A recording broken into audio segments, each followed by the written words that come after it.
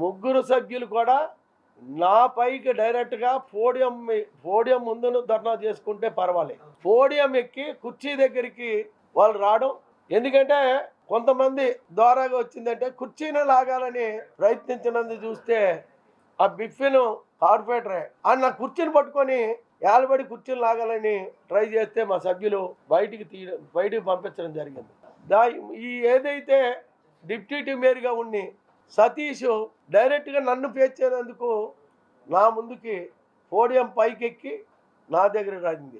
ఒక మైక్ చదువుతుంటే సెక్రటరీ గారు మైక్ నిలిచి ఎరగదీసి వాళ్ళు తొయ్యడం జరిగింది. అంటే విధి విధానాల్లో ఇంకా జగన్మోహన్ రెడ్డి పాలన దౌర్జన్య పాలన ఈ కార్పొరేషన్లో చేయనందుకు ఇప్పటి వరకు కార్పొరేషన్లో మేము ఇప్పుడు ఆ ప్రవర్తన చేయలేనప్పటికీ ఆ విధానాన్ని చూసినందుకు ఈ కార్పొరేషన్ తరఫున ఇటువంటి వ్యక్తుల్ని ప్రజలు గుర్తించాలని నేను రిక్వెస్ట్ చేస్తున్నాను.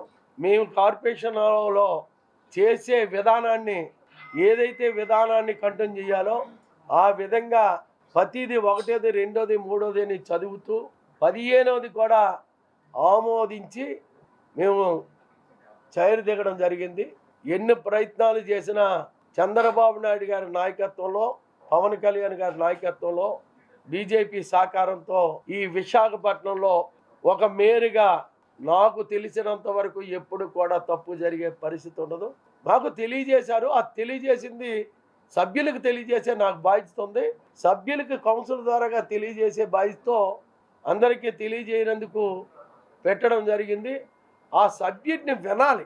ఎందుకంటే గీతం కాలేజీ దగ్గర గొడవ చేస్తే ఏంటన్నారండి కేకే రాజు, బొత్స సత్యబాబు గారు, మేము స్పందిస్తాం, మేము దిగ్బంధిస్తాం కౌన్సిల్ని అంటే ముందు నుంచి ఒక రౌడీ విధానానికి ప్రిపేర్ అయ్యి 3 మైక్ ముందు మాట్లాడి 3 సార్లు కూడా కౌన్సిల్ని మా కంట్రోల్లో తీసుకున్నానని మాట్లాడే ఈ నాయకులు అదే విధంగా కౌన్సిల్లో మైకులు ఇవ్వడం కానీ వాళ్ళ నాయకత్వంలో కూర్చొని చేసే విధానం ఎక్కడ కూడా ఇటువంటి విధానాన్ని తెలుగుదేశంలో కానీ గత రాజశేఖర రెడ్డి గారి టైంలో కానీ ఈ విధానాలు జరగలేన విధానాన్ని ఈ జగన్మోహన్ రెడ్డి లాగా మేము ఎక్కడ ఆక్యుపై చేయలేదే. నేను ఒకటే చెప్తున్నాను, మూర్తి గారిది 40 సంవత్సరాల ముందు నుంచి సైట్ ఉంది.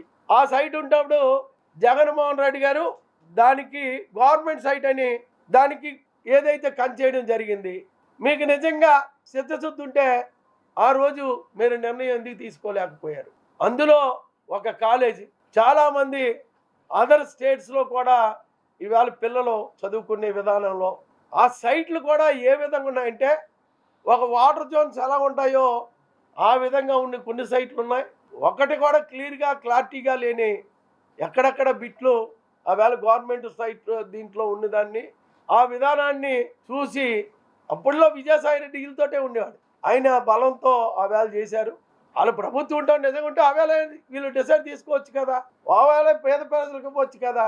అది కాలేజీకి సంబంధించిన పనికి వచ్చింది తప్ప ఇంకా ప్రజలకు పనికొచ్చే ఆ స్థలం కాదు. కాబట్టి ఒకే ఒక విధానంతో జగన్మోహన్ రెడ్డి గారి దగ్గర మెప్పు పొందాలని, అలాగే మాకు వైఎస్ఆర్ కార్పొరేట్లు అందరూ బొత్స సత్యబాబు దగ్గర మెప్పు పొందాలని దాని మీద పైకి రావడం, నా మీద హ్యాండ్లింగ్ చేయనందుకు ప్రయత్నం చేయడం, ఇటువంటి విధానాల్ని ఇప్పటికైనా సరి చేసుకోవాలని పార్టీకి హెచ్చరిస్తున్నాను.